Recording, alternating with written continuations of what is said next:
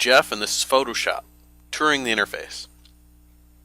So before we get started here, let me just go ahead and click on Photoshop and we'll get Photoshop CS6 loading up. And you'll notice as Photoshop CS6 comes up that there's this huge empty space in the center here. Well, that's actually the empty space that's intended to be utilized for our images that we're going to manipulate later. But before we get to that, we actually have to have tools to manipulate those images with. So with that in mind, let's start touring the interface. So all around the periphery, you'll notice we have all these tools. Well, let's go through and take a quick look at what each of these tool palettes does. So as I go over here to the left, notice that I've hit the Move tool. A little tooltip comes up. If I go down to the rectangular marquee tool, same here for the lasso tool, and that would work on down the line. Now I'm going to briefly go through each of these in a moment, but let's actually go on real quick to the rest of the tooltips. So once I've selected a tool, one of the cool things that Photoshop does is it gives me all the features usually related to that tool across the top here. So right now for the Move tool, I've actually got the sub features for it enabled here across the top. So once I've got a tool enabled, and let's switch to another one here. So here's the rectangular marquee tool, and it switches to a different set of tools. But these are all the options available typically with that tool. So that gives you an idea of what this top portion of the screen is used for. If we flip over to the right here, there's extra palettes that can be used for, of all things, layers. That's going to be very important to us in the near future here, so keep that one in mind. Another very important one that's kind of hidden here, if we kind of flip it open, is the history. One of the great things about Photoshop is it lets you go back if you don't like something you've done. It gives you the ability to undo on an unprecedented scale.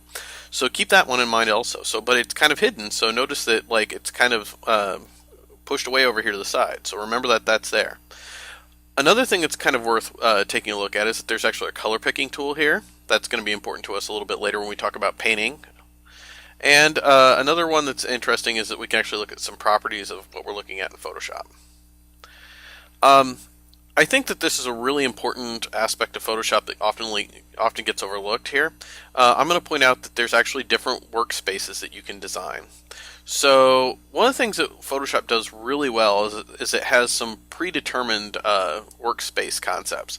So if I were to do 3D, for instance, it changes the palettes available to me and what I'm most likely to use and need. Motion, same deal. It's going to change it to where it's an animation sort of interface, kind of similar to Flash or After Effects. Photography is yet another set of tools. I tend to leave it in the Essentials view most of the time just because I kind of know how to get to the different palettes and I know what I want when I want it. But sometimes when I'm working on a particular project, I want to do a custom palette. And so when I do that, I can just do New Workspace. And I'm just going to call this one Jeff. And suddenly Jeff is in a customized workspace. Now let's say it doesn't look very different than Essentials right now, but let's say I wanted it to. Well, one of the things I can do is I can actually grab this tool here and rip it off. And that actually means that palette's now going to hang actually in the space here. And since I kind of always want to view the history palette, I often do something like this so that I always see what my levels of undo are and where I want to go back or forwards. So I've often been known to save this in just that way. But let's say that I wasn't real happy with that. One of the things I can do is I can actually then go back to my custom workspace and I can actually say Reset Jeff. And there we go. It's back to the original format that I had. The other thing I can do is I can go back to Essentials. And let's say the Essentials I've done and I've kind of pulled out. And let's say like that. All I have to do then is go back here and reset Essentials.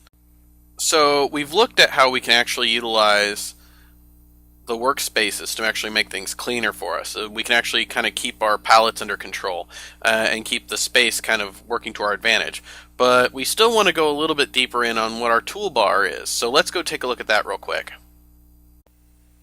Okay, so let's go over here to our tools on the left in the toolbar.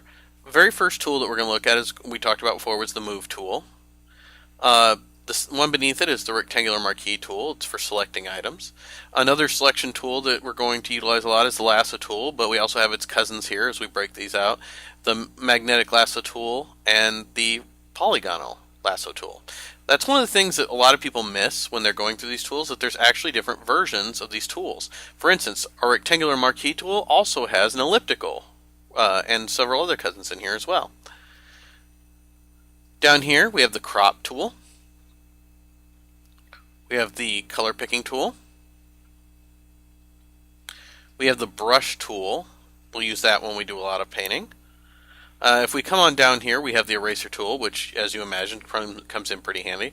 We also have the gradient tool, but we also have its cousins, as I expand this here, the paint bucket tool, and the 3D drop tool.